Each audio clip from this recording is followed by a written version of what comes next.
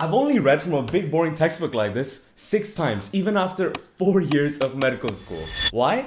Because it's useless. So if you want to learn smart, follow this rule. You are only allowed to read your textbook for 15 minutes at a time maximum. You then have to switch to better, high-yield resources, and here's how you find them for your subjects. Because honestly, these are just easier to understand at the start, and I'm not letting you waste your life reading chapter 1 introduction. Now let's talk about how you're gonna master all the topics of that 500-page textbook in just 2 hours. And no, not obsess over and memorize every word of that entire book, but skillfully extract the information that you need for your exams, understand it perfectly, and have it stick in your brain forever. Live examples, practical steps, and yes, I'll even bet a mill that this will change the way you learn forever. Step 1 is to read all the chapter titles and subtitles within your textbook, identify what each one is about, and then categorize all of them into related topics that you can study together. I do this with every subject I study, so here are some tips on how to organize your topics smartly. You doing this means that you've gone through the whole subject, understood what each chapter is about, you've seen how each chapter is structured, and you've then sussed out which topics are related enough to study together. Because yes, you are going to be studying multiple topics at the same time.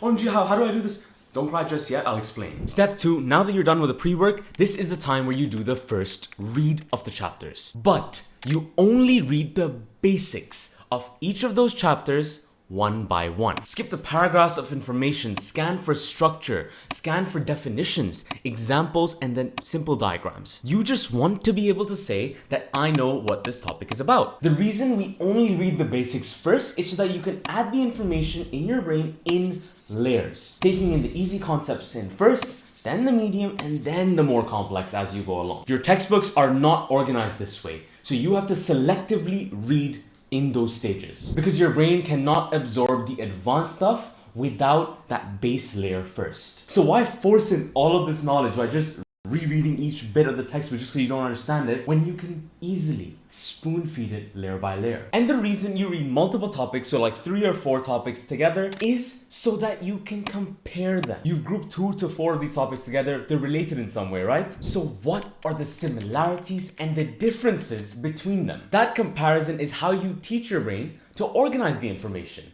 not just receive it. Here are some concrete methods if you don't know how to find those comparisons. And then here are some examples of comparisons I usually find between topics. You can use them for inspiration. Remember, comparing information is you trying to actively understand what it means. It's an activity that forces you to use your brain rather than just passively read and then make notes from the textbook. Now, before the second read, step 3, it's a short one. You just need to look at the questions at the back of your textbook or the past papers and analyze them. What all is being tested, which equations, which concepts, so that in your second read of the chapters, you can then focus on the information that is being tested. It's the simplest thing that saves hours every single day, and no one does it. And remember the rule: no textbook reading for more than 15 minutes. Switch in high-yield resources, videos, things that are making it easier to understand for you. But when you're studying, naturally, you can't understand everything. So my recommendation for you when you're struggling to actually get something in your head, understand it fully, is to ask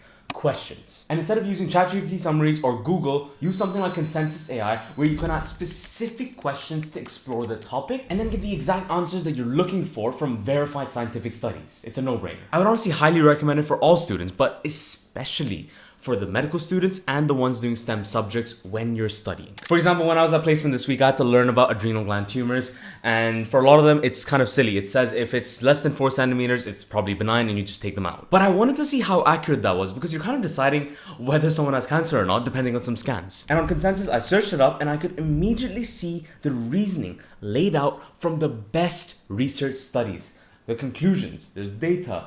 And what it did was made me understand and then remember each of the diseases a lot better as well. Even outside of medicine, I've introduced it to my law school, politics friends, and it's just very useful at extracting all of those insights from a large amount of papers. So if you're curious and you want to experience using the tool for yourself, for free by the way, check the link in my description. Use the code ZANE100, ZANE100 at checkout to get it completely for free for a year. I've got 100% off of the premium subscription for a whole year. I'd really recommend giving it a try during your revision. I've got it for free for you guys now, so there's no excuses. Now by this point, I've done the second read for all of the chapters in my head, following those rules, layering the information in, comparing between the topics, and only selectively focusing on the things that are being tested.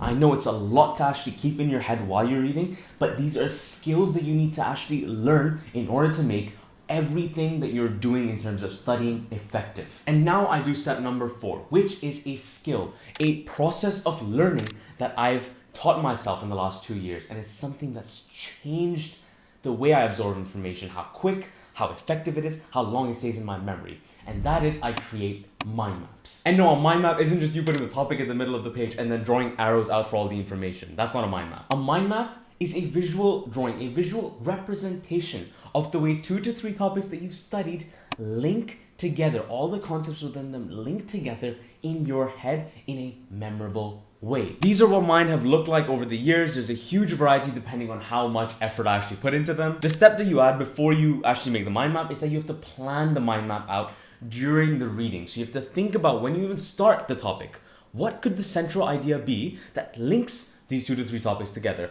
How can I represent the links that I'm reading, the relations, the similarities, the differences? How can I represent that on a page? You have to do this planning. Even make some notes. I've made several videos on how to make good mind maps. You should check them out for more information on how to make them, the process. But the reason I want to convince you, the reason they are the smartest method for learning is that the process of creating them forces me to compare, to group, to simplify everything that I'm learning. It forces me to use all of the effective study techniques that are out there on YouTube in one simple step-by-step process, and then it allows me to create a very memorable cheat sheet looking thing covering huge topics. That is what makes the information stick in my head for months longer compared to reading. And if you're curious and you want a step-by-step free PDF of my pro mind mapping method with all the steps, with examples, with frequently asked questions, then all you need to do is click the link in the description,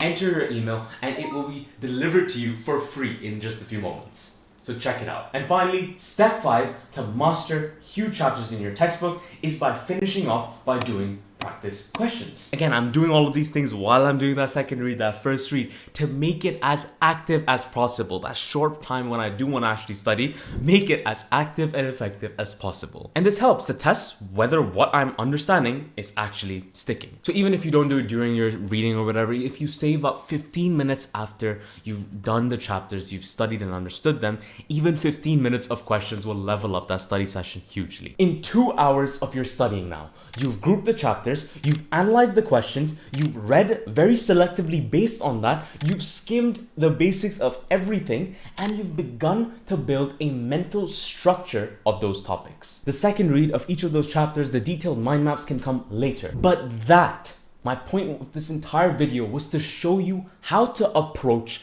a 500-page textbook in a highly efficient way. Not just by aiming to finish it and memorize every single word in it, but by mastering the 20% that gives you 80% of the results in your exams. And I know that it takes practice to get good at this skill of doing all these things while you're reading, by layering, the comparing, the making notes, thinking about your mind map. So to help you, I've made a 12-week study program video to help all of the beginners out there to learn the skills about learning that took me years to actually get good at. You can practice it, plan it, and follow it week by week as I've shown in that video, and then you can just get as good at learning as, me. Anyways, thank you so much for watching. Please subscribe if you haven't, like the video, comment everything you want to comment down below, and I will see you in the next one.